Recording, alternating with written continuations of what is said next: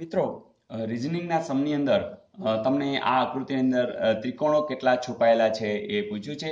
મેં અગાઉની અંદર પ્લેલિસ્ટની અંદર આ બધા ઘણા બધા મૂક્યા છે, પણ જે લોકોને ખ્યાલ નથી એ લોકો માટે ચાલો ફરીથી એક પ્રયાસ કરી લઈ. જો તમારે શું કરવાનું કે અહીંયા એક જ આટલી આકૃતિ પકડી અને એમાં ખાલી નક્કી કરી કે આટલી જ આકૃતિમાં કુલ કેટલા ત્રિકોણ છુપાયેલા છે. તો તમે તરત જ કહી દેશો કે આવા ભાઈ નાના નાના જે છે ને એવા તો 4 છે. હા, એ દેખાય છે. બીજું મિત્રો તમે છે ને ખાલી આમ કરીને આ લીટીને ધ્યાનમાં લેશો ને તો બીજા 2 દેખાશે. તો તમે કહેશો કે આપણે આને લઈ તો કે હા લ્યો ને, તો પાછા આને લેશો તો પછી આ બીજા 2 દેખાણા. એટલે કે આપણી પાસે આવી આકૃતિ હોય ત્યારે 8 હોય.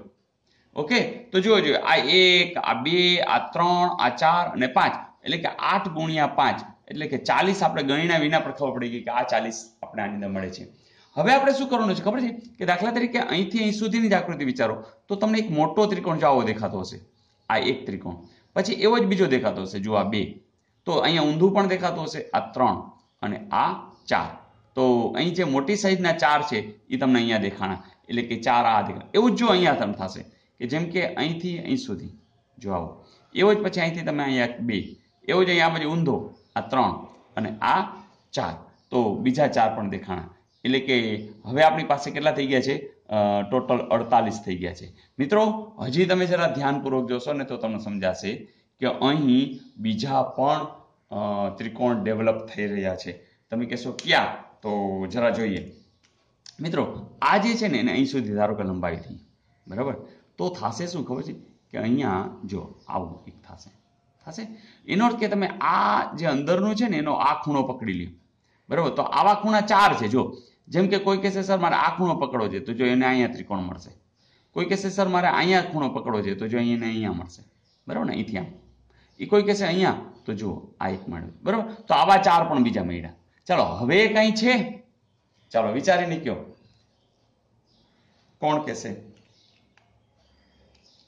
Very good. તો જેમ તમે આની અંદર વિચાર કરશો એમ તમને કંઈક નવું નવું મળ્યા કરશે અને મગજને એક ખોરાક મળી રહ્યો છે એટલે મગજને પણ આનંદ મળતો હશે. જેમ કે કોઈ પકડી લીધું કે સર આને બેઝ બનાવીએ તો, યસ આને બેઝ બનાવો ને તો જો એ ને આવું મળ્યું, બરાબર?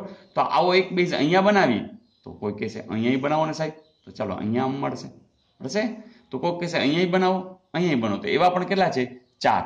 એટલે કે હવે આપણી પાસે 48, 4 52, 4 કેટલા મળી ગયા? 56. ચાલો હવે 56 થી કંઈ વધારે દેખાતું નથી, અને જો દેખાય તો જરૂરથી શેર કરજો. તો આનો જવાબ આવશે 56. એના પછી પણ એક આને લગતો જ એક પ્રશ્ન છે, એ પણ આપણે જોઈ લઈએ. મિત્રો યાદ એ રાખજો કે આવા સમ્સની અંદર તમે જેમ પ્રેક્ટિસ કરશો એમ સ્યોરિટી મળશે, તમારો સમય પણ ઓછો જશે અને મજા પણ આવશે. આ જ આકૃતિની અંદર એક બીજો પ્રશ્ન એવો છે કે આમાં સીધી લીટી કેટલી છે? પ્રશ્ન આવો છે એ જ આકૃતિની અંદર તમારે સીધી લીટીઓ કેટલી છે એ શોધવાની છે. મિત્રો આવા સમની અંદર પણ ખાસ કરીને સ્ટાફ સિલેક્શનમાં પૂછાય છે, તો આમાં પણ આપણે સ્માર્ટ વર્ક કરશું. આમાં છે ને આપણું ધ્યાન આમ ચારે બાજુ જાય છે, એવું નહીં કરવાનું. તમે એક ફાઇનલ કરો, જેમ કે મારે આવી લીટી જ જોઈ છે તો તમને તરત એ જ દેખાશે. જેમ કે ચાલો આ 1, અહીંથી સુધીની આપણે કાંઈક સીધી લીટી એટલે છેટ સુધી આવી છે, 2, આ 3 અને 4, પતી ગયું. તો આવી કેટલી? તો 4. હવે તમને એમને જ ખબર કે સેમ આવી આકૃતિ હોય ને તો આવી પણ કેટલી હોય? 4.